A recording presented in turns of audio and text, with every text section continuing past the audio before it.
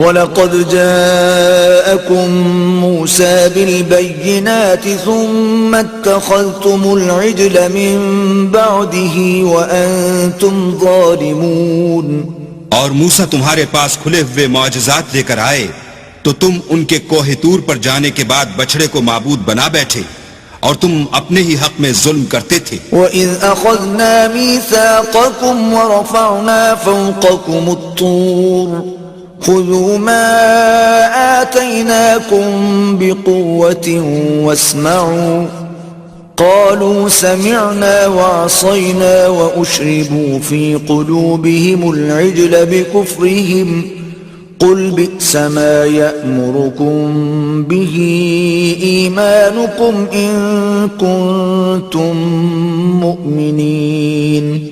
اور جب ہم نے تم لوگوں سے عہد واثق لیا اور کوہ طور کو تم پر اٹھا کھڑا کیا اور حکم دیا کہ جو کتاب ہم نے تم کو دی ہے اس کو زور سے پکڑو اور جو تمہیں حکم ہوتا ہے اس کو سنو، تو وہ جو تمہارے بڑے تھے کہنے لگے کہ ہم نے سن تو لیا لیکن مانتے نہیں، اور ان کے کفر کے سبب بچڑا گویا ان کے دلوں میں رچ گیا تھا.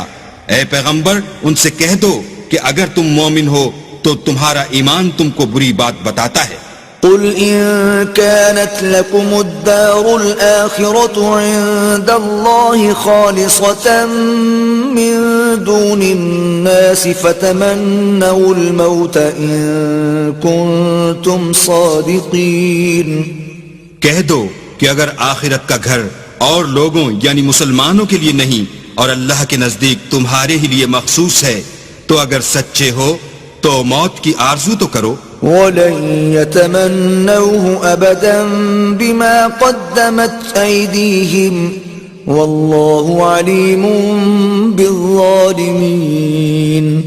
لیکن ان اعمال کی وجہ سے جو ان کے ہاتھ آگے بھیج چکے ہیں یہ کبھی اس کی آرزو نہیں کریں گے اور اللہ ظالموں سے خوب واقف ہے.